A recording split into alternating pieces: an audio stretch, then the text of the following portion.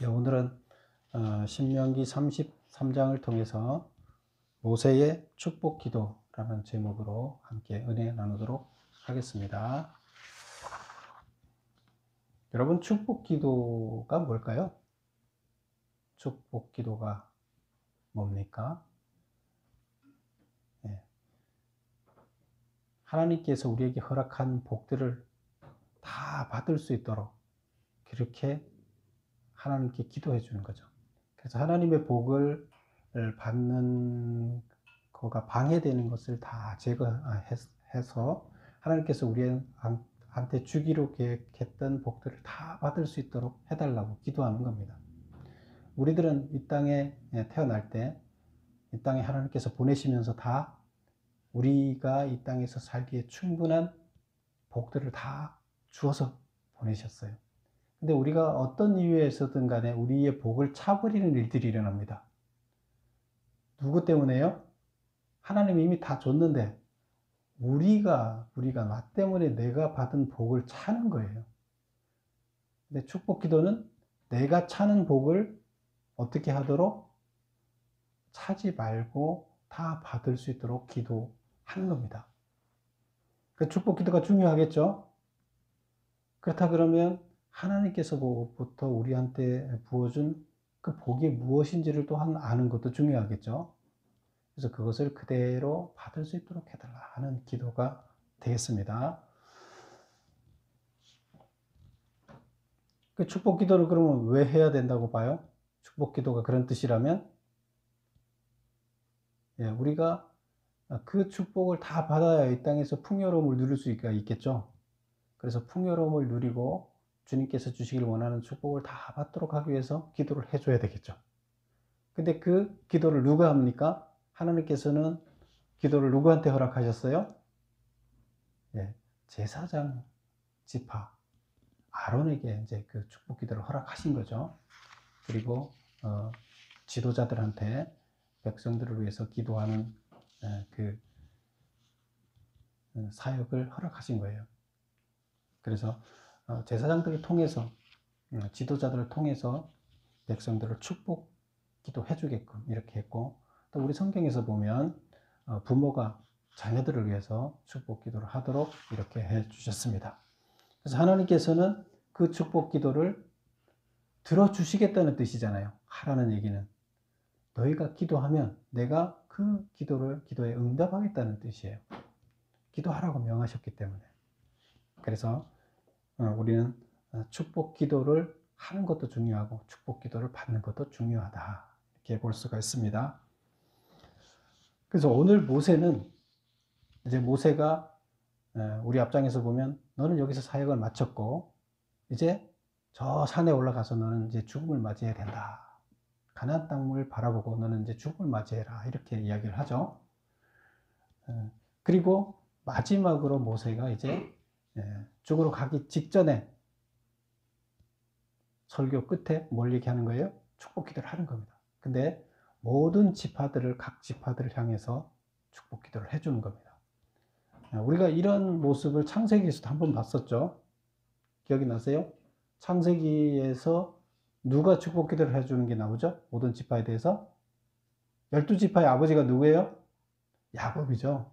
그래서 야곱이 죽기 전에 12지파에 대해서 다 이렇게 축복 기도를 해준 내용인데, 거기와 여기에서 모세가 축복 기도 해주는 거와 유사합니다. 대동소이합니다. 물론 조금씩 변화는 있지만 대동소이합니다. 그래서 오늘 모세가 자기 사역을 마치면서 이제 자기가 먼저 죽음을 맞이하며 하나님께로 가면서 자녀들을 위한 마지막 기도를 하는 거고, 하나님께서는 그 모세의 진심 어린 마지막 기도에 응답하셨어요. 그리고 응답하시고 그 기도대로 거의 다 이루어 주셨습니다. 그러면 우리 한번 모세는 무엇을 기도했는지를 살펴볼까요? 자, 우선 본문을 보면 본문은 크게 이렇게 세 단락으로 나눠집니다. 첫 번째 단락은 5절까지인데요. 5절까지는 축복 기도를 하기 전에 이제 서론을 얘기하는 겁니다. 그리고 이제 진짜 축복 기도는 6절부터 시작되는 거고요. 6절부터 25절까지 각 지파별로 축복 기도를 해주는 겁니다. 그리고 이제 26절부터 끝에까지는 또 축복 기도 끝나고 나서 맺는 말, 이렇게 해서 세 단락으로 나눠볼 수 있겠어요. 핵심은 뭐겠어요? 축복 기도겠죠. 그러면 축복 기도 전에 그럼 서로는 뭘 얘기하고 있느냐? 1절을 한번 읽어볼까요? 하나님의 사람 모세가 죽기 전에 이스라엘 자손을 위하여 축복함이 이러하니라. 이제 모세가 축복 기도를 다음과 같이 했다 하는 이야기를 하는데, 거기에서 모세를 어떤 모세라고 호칭을 하고 있나요? 하나님의 사람 모세가. 누가 쓴 거예요, 이거? 모세가 썼잖아요. 자기가 썼는데 자기가 자신을 하나님의 사람 모세가 이렇게 얘기를 하고 있어요. 이렇게 굳이 이 수식어를 넣은 이유는 뭘까? 자, 1번 보겠습니다. 메모. 모세는 자신을 하나님의 사람이라고 표현했다. 하나님의 사람의 의미는 무엇인가? 뭘 시사하는가 이것이? 하나님의 뜻에 따라 특별히 하나님의 사자로 고용된 자를 의미한다. 하나님의 사자, 하나님의 일꾼으로 고용된 자, 심부름꾼으로 고용된 자인데, 그런데 누구 뜻에 따라서요? 하나님의 뜻에 따라 하나님의 일꾼으로 고용된 자. 그래서 하나님의 사람, 이런 표현을 쓴 거예요. 그러면 여기에서 축복 기도하기 전에 모세가 굳이 이 얘기를 한 것은 뭘 말하려고 하는가? 뭘 시사하기 위한 건가? 2번, 모세로부터 언급된 축복이 전적으로 하나님께로부터 말미암은 것임을 시사한다. 내가 하나님의 일을 하는 사람으로서, 사자로서 너희들한테 축복한다는 얘기는 이 축복의 내용이 하나님이 하는 축복의 내용이다. 내가 개인적으로 내 생각을 하는 것이 아니고 하나님께서 너희들한테 해주기를 원하는 축복이다. 이런 얘기를 하고 싶은 거예요. 그래서 하나님의 사람이라는 말을 굳이 쓴 것은, 이것은 나만의 생각이 아니고 하나님의 생각, 너희들을 향한 하나님의 축복이다. 이런 얘기를 하고 싶은 겁니다. 그 다음에 두 번째 보겠습니다. 2절에 보면 1만 성도 가운데 강림하셨고 그의 오른손에는 번쩍이는 불이 있도다. 이렇게 얘기를 했는데, 거기 보면 1만 성도 가운데 강림하셨다. 2절 한번 볼까요? 그가 일렀으되 여호와께서 시내 산에서 오시고 세일산에서 일어나시고 바란산에서 비추시고 1만 성도 가운데 강림하셨고. 누가요? 하나님께서 1만 성도 가운데 강림하셨고 그의 오른손에는 그들을 위해 번쩍이는 불이 있도다. 여기서 성도 가운데, 1만 성도 가운데 강림하셨다. 이게 무슨 의미예요? 시내산에서 이스라엘 백성이 1만 성도밖에 안 돼요? 성도가 200만이잖아요. 그쵸? 그 남자 장정만 60만이잖아요. 그런데 왜 1만 성도 가운데 강림하셨다고 이렇게 얘기하나요? 그래서 여기서 성도 가운데라는 뜻, 성도가 거룩한 무리라는 뜻인데, 여기서는 그 원어에 보면, 우리 해석을 성도 가운데 이렇게 했는데 원어에 보면 이게 천사들을 의미하는 걸로 되어 있어요. 그래서 천사들과 함께, 천사들과 동행해서, 이런 뜻이에요. 천사들과 같이 강림하셨다. 그래서 1만 천사들과 같이 강림했다는. 그래서 그때 하나님 혼자 딱 강림한 게 아니라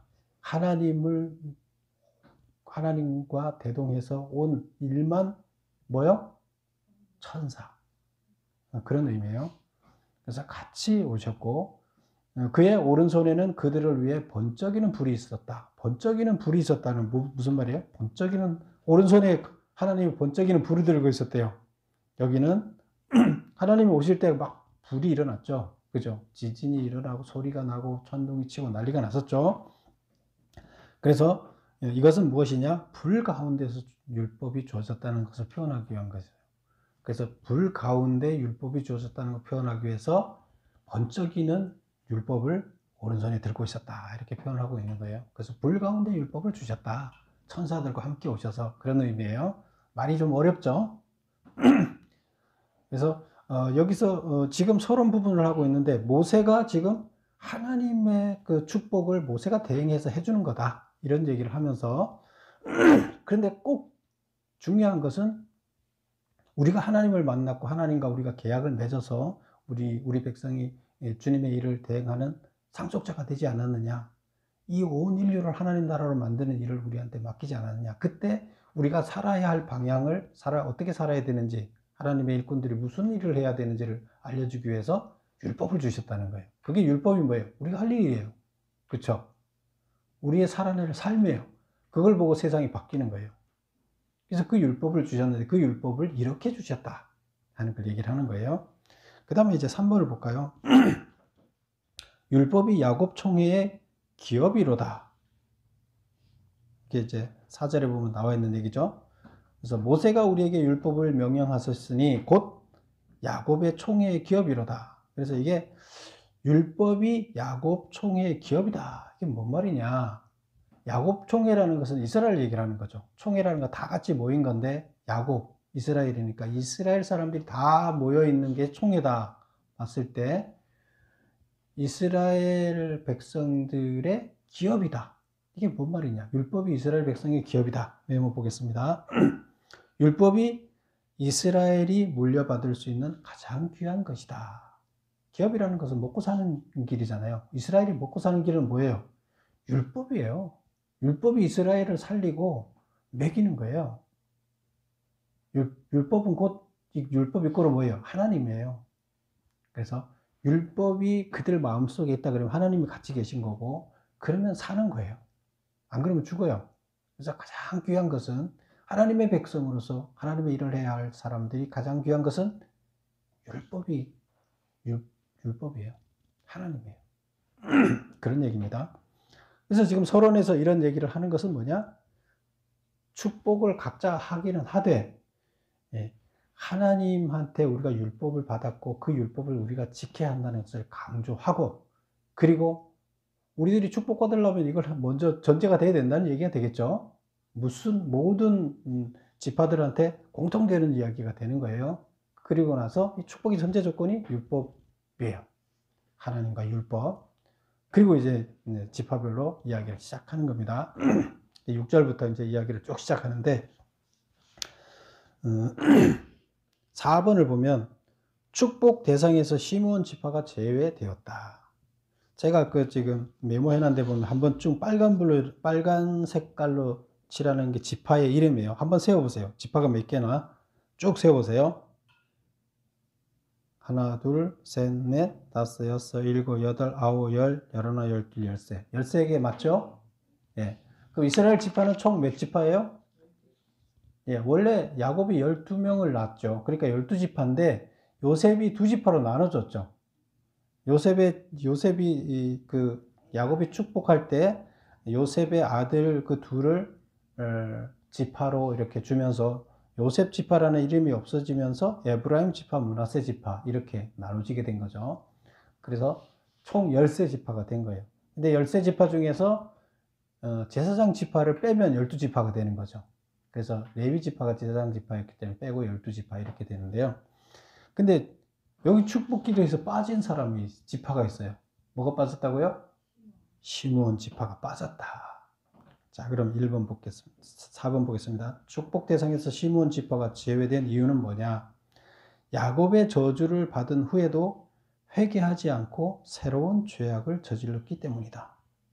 자, 야곱의 저주가 뭐예요? 야곱이 뭘 저주했을까요? 이거 하나만 찾아볼게요. 창세기 49장.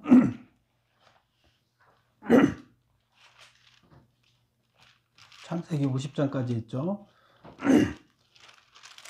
49장 5절에서 7절.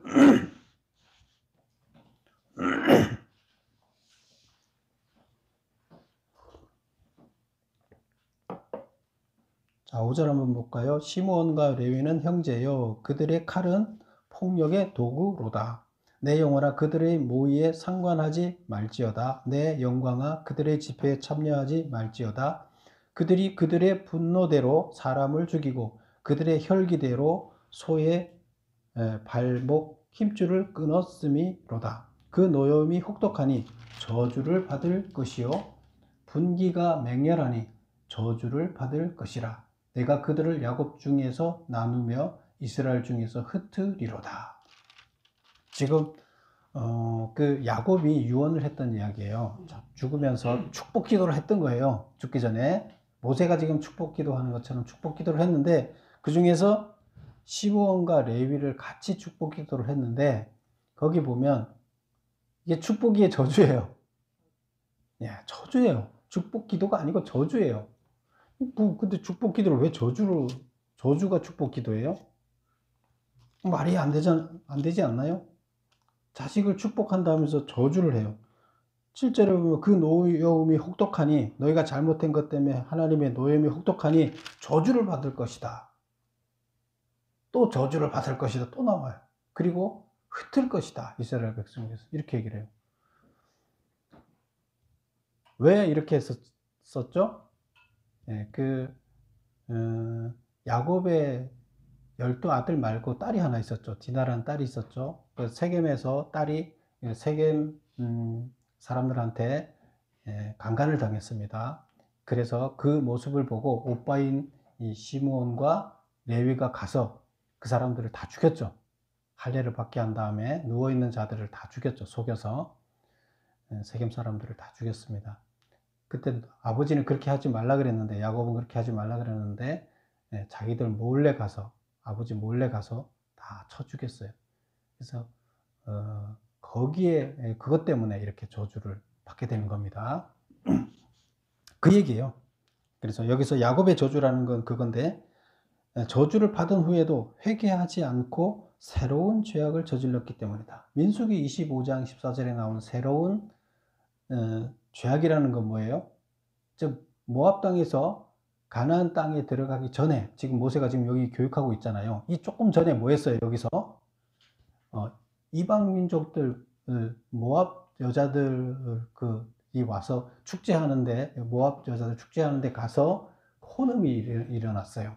그래서 범죄 저질러서 25,000여 명이 죽게 됐죠. 그래서 그런 사건에 거기에 주동자들이 어느 지파였어요? 시므온 지파였어요. 그래서 시므온 지파가 25,000여 명이 그때 거기서 다 병으로 죽게 됩니다. 벌을 받아서. 그래서 그 얘기가 됩니다. 그리고 나니까 시므온 지파가 숫자가 확 줄었겠죠. 시므온 지파가 뭐 유명무실할 정도로 줄어들었어요. 그래서 아예 여기서는 축복에서 제외를 시켜버리는 거예요. 말을 아예 축복을 안 해버려요.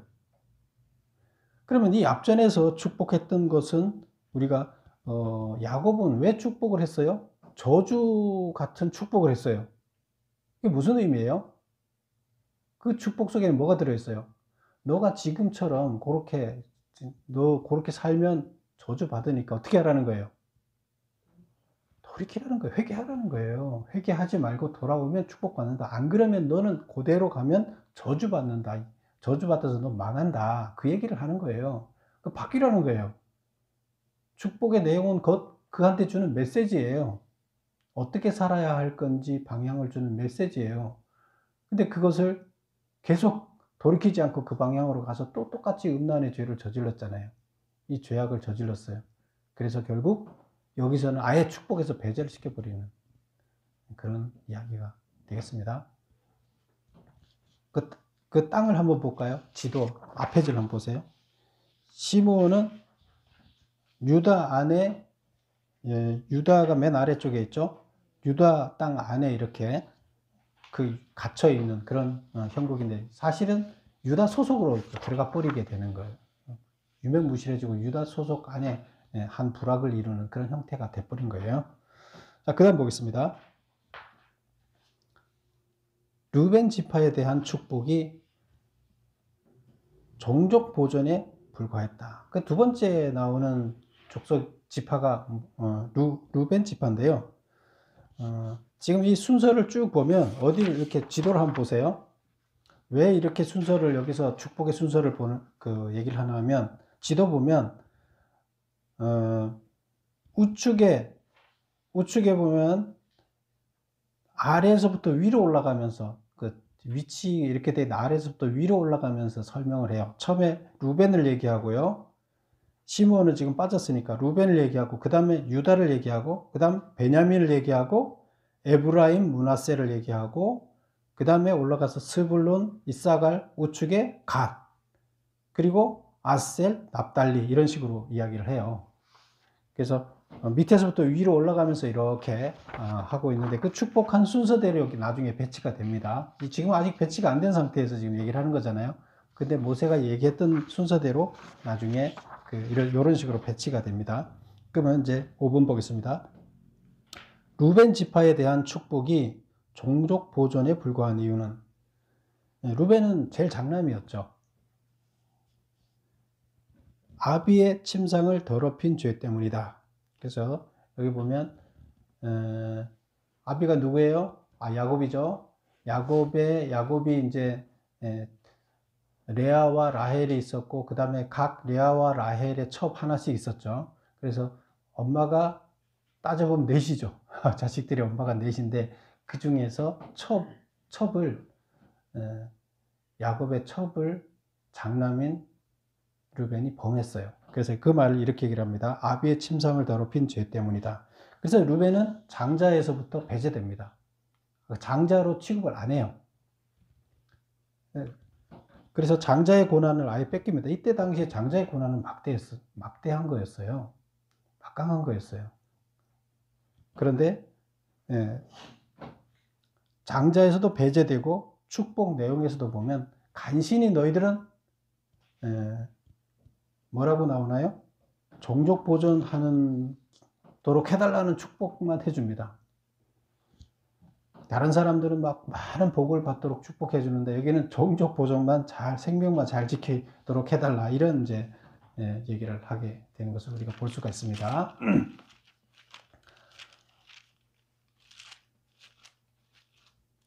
자, 그 다음에 그래서 그 루벤 지파는 강 동편 최전선인 남쪽에 위치했고 가나안 전쟁의 선봉대. 그래서 이들은 항상 전쟁의 선봉대, 그 다음에 그 모압 지방, 암몬 모압이 항상 가나안을 노리고 쳐들어왔죠. 근데 쳐들어오는 길에 있었어요. 그러다 보니까 루벤은 항상 적들과 대하고 생명의 위험에 노출되어 있는 그런 상황이었다, 이렇게 볼 수가 있습니다. 그 다음에 이제 가나안 땅에 들어갔을 때도 이들 동쪽에 있는 세 지파들은 가서 선발대로 싸우라 그랬었죠. 그래서 그때도 들어가서 또 선발대로 가서 생명의 위험에 노출되는, 그래서 거기 보면 어떻게 루벤 지파는 죽지 아니하고 살기를 원하며 죽지 않고 살도록 해주세요. 이게 축복이에요. 사람 수가 적지 아니하기를 원하나이다. 많이 죽어서 사람이 적어질 건데 그게 적지 않도록 해주세요. 이게 기도라는 거예요. 축복이라는 거예요. 그래서 축복이 좀 약하죠. 6번 보겠습니다. 유다 지파가 정치적 축복을 받은 이유는, 그 다음 나오는 지파가 이제 유다 지파인데 유다 지파는 정치적 축복을 이렇게 줬다 하고 나오는데요. 왜 그러면 유다 지파가 정치적 축복을 받았느냐? 1번, 애굽에서 인질로 잡힌 막내 베냐민을 구하기 위해 자신의 목숨을 내놓는 희생이 있었기 때문이다. 그래서 그 애굽에 식량을 구하러 갔었잖아요.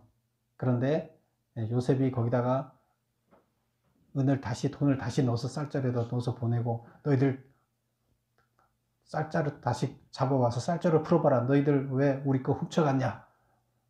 막 이렇게 난리를 치면서 그들 다 죽이겠다. 아버지가 가장 사랑하는 막내 아들 베냐민을 여기다가 인질로 잡아놓고 너희 가지 말아라. 그래서 베냐민을 잡아놨죠. 그렇게 했을 때 어떻게 했어요? 데리고 오라 그래서 그때 이제 뭐라고 그럽니까? 유다가 나서서 나를 잡아가라. 우리 그 베냐민을 잡아놓으면 아버지가 돌아가실 거다. 그러니까 우리 가정을 위해서, 우리 이 가문을 위해서 내가 대신 잡혀 있을 테니까, 인질로 잡혀 있을 테니까 나를 죽여라. 이렇게 얘기를 하고 아주 그 지파를 위해서 자기 희생을 하는 이런 것을 보여준. 그래서 이게 지도자의 역할을 감당하고 있는 거죠. 그래서 이때 그래서 유다 지파는 희생을 하는 지파였기 때문에 지도자로서 충분하다. 그래서 정치적 축복을 받게 되는 거고요. 그 다음에 그 다윗 왕조가 사실은 여기서부터 나왔죠. 그 다음에 예수님이 결국 여기서 오셔서 십자가 승리로 만왕의 왕이 되신 거죠. 이렇게 봤을 때 왕의 지파가 됐다. 이렇게 볼 수가 있습니다. 그 다음에 7번 보면 레위 지파는 종교적 축복을 받게 되는데 이들이 가지는 영광스러운 두 가지 직임이 뭐냐. 레위 지파는 사실 원래 야곱의 축복에서 보면 야곱이 축복할 때는 시므온과 레위가 똑같이 저주를 받았어요. 그쵸? 근데 여기 와서는 레위가 축복을 받습니다. 시므온은 아예 없어졌고, 시므온 지파는. 근데 여기 와서 레위 지파는 큰 축복을 받아요. 왜 그렇게 됐어요?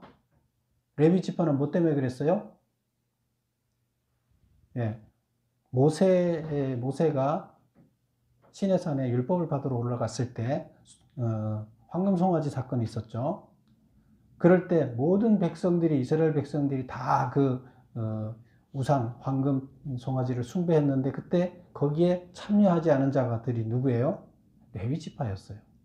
그래서 이 레위 지파들이 거기서 참여했던 주동자를 모세가 레위 지파를 통해서 처단하고 해서 질서를 회복하는 역할을 담당했었죠. 그리고 나서 레위 지파가 무슨 역할을 하게 됩니까? 제사장의 역할을, 제사장 지파의 역할을 감당하게 되는 거죠. 그래서 축복받았어요. 그러면 시므온하고 레위하고 아주 두 개가 비교가 되는 거죠. 똑같이 저주의 그 기도를 했는데 불구하고 시므온은 그대로 저주를 더 받아서 정말로 저주 받은 대로 돼버리고 레위는 완전히 축복의 길로 들어섰어요. 변했어요. 그래서 사실 그 야곱이 축복을 했을 때는 레위처럼 되라는 얘기였잖아요. 레위는 그대로 된 거예요. 변화됐어요. 시므온은 안 됐어요. 그래서 그 종교적인 축복을 받았는데 그 중요한 직임을 맡겼어요. 두 가지. 뭐냐? 하나님의 율법을 백성들에게 가르치는 일. 가장 중요한 일이죠. 그 다음에 두 번째, 이스라엘을 대신하여 하나님께 희생제사를 드리는 일. 이 두 가지를 맡게 됐습니다. 그래서 중요한 역할을 담당하게 됐다. 축복의 길을 들어서게 됐다. 그 다음 8번. 베냐민 지파에 대한 축복은 무엇인가? 베냐민 지파는 가장 그 막내기 때문에 약한 그런 아픈 자식이죠. 막내는 항상 부모들한테 여호와의 곁에 안전하게 살게 하겠다 하는 것이 축복이었어요. 막내니까. 그래서 어떻게 했느냐? 하나님이 계시는 예루살렘 성전 곁에 두어 유다 지파의 보호 아래 두었다. 그래서 유다 지파가 예루살렘이 유다 지파 안에 있었는데 그 바로 붙어서 그 경계에 붙어서 예루살렘 벽에 붙어서 베냐민을 두었어요. 그럼 지도를 보세요. 그 지도에 보면 유다 그 보면 예루살렘하고 베냐민하고 유다하고 사이에 예루살렘이 딱 있죠. 경계에. 예, 그래서 담벼락이 붙어 있어요. 그게 경계예요. 성전이. 그래서 곁에 두었다. 9번 보겠습니다. 요셉 지파가 두 개주로 나눈다 그랬죠. 에브라임 지파와 므낫세 지파. 근데 누가 형이에요? 여기에서 에브라임이 형이에요? 므낫세가 형이에요? 므낫세가 원래 형이에요. 그런데 야곱이 축복을 할 때 어떻게 했어요? 손을 엇갈려서 축복했다 그랬죠. 그래서 에브라임한테 장자의 축복을 주고 므낫세는 장자인데도 불구하고 장자의 축복을 못 받는 이런 일이 일어났었죠. 그래서 어쨌건 여기서 에브라임과 므낫세 지파가 풍성한 물질과 장자권에 대한 축복을 받은 이유는 뭔가? 무슨 축복을 받았다고요? 풍성한 물질적인 축복을 받았어요. 그 다음에 장자권에 대한 축복을 받았어요. 그러면 12지파 중에 사실상의 장자가 누구라는 거예요? 네, 요셉 지파가 장자라는 거예요. 그래서 왜 이런 축복을 줬냐는 거예요. 자, 그럼 한번 우리 잠깐 읽어볼게요. 어디를 보나 하면 13절 한번 볼까요? 13절 제가 쭉 읽을 테니까 한번 보세요. 요셉에 대하여는 일렀으되 원하건대 그 땅이 여호와께 복을 받아 하늘의 보물인 이슬과 땅 아래에 저장한 물과 그 가나안 그 사막지대의 이슬과 물과 태양이 결실하게 하는 선물과 태음 달이죠. 달이 자라게 하는 선물과 옛산의 좋은 물과 영원한 작은 언덕의 선물과 땅의 선물과 거기 충만한 것과 가시 떨기 가운데 계시던 이의 은혜로 말미암아 복이 요셉의 머리에 그의 형제 중 구별한 자의 정수리에 임할 것이다. 이 모든 복들이 임한다는 거예요. 이렇게 축복한 데는 없어요.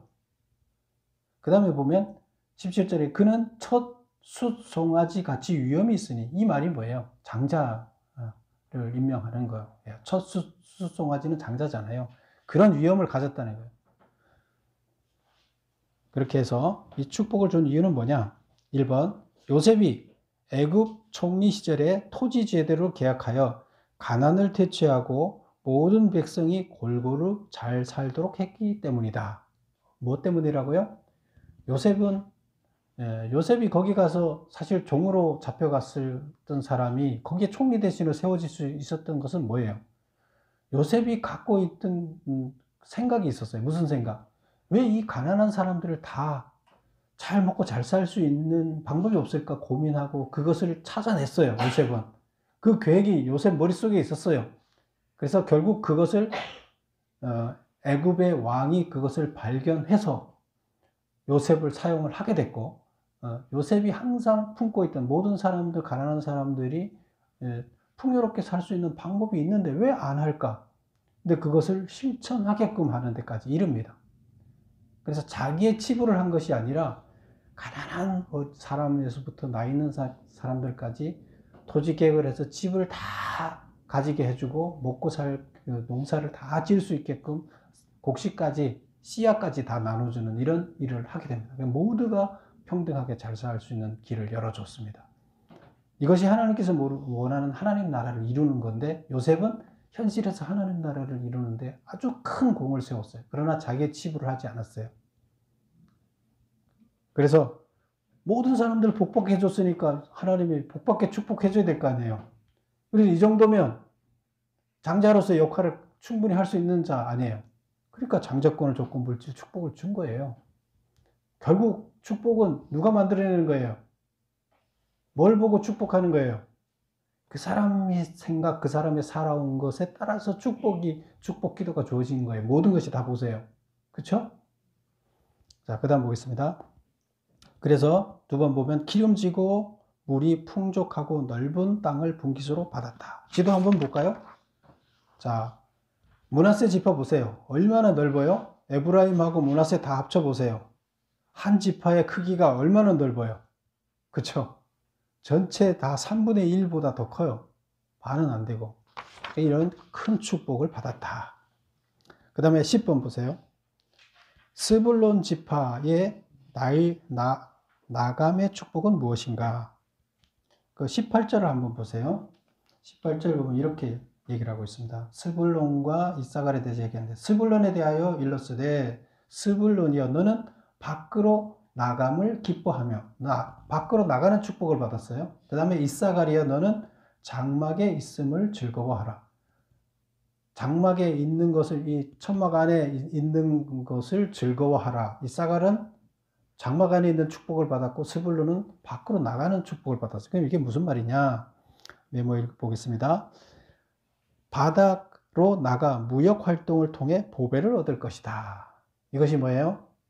이게 나가는 축복이에요. 그래서 그 스불론 지파는 바다에 붙어 있지는 않지만 바다로 나가서 큰 무역을 해서 돈을 벌게 됩니다.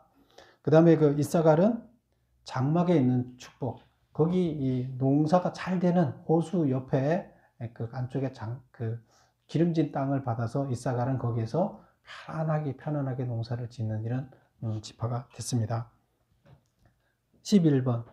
갓 지파는 암사자 같이 엎드리고 팔과 정수리를 찢는다는 말의 의미는, 갓 지파는 동쪽에 있는 지파였죠. 지도 보세요. 갓 지파가 어디 있나 한번 보세요. 루벤보다 위쪽에 있었죠. 그다음 맨 위에는 이제 므낫세가 있는데 강동 쪽에 갓 지파가 거기 있는데 갓 지파는 암사자같이 엎드리고 팔과 정수리를 찢는다. 팔은 뭐냐? 힘을 얘기하고 정수리는 지혜를 얘기하는데 그래서 갓 지파가 용맹스러워서 대적들의 힘과 모략을 능히 격파한다 이런 뜻이에요.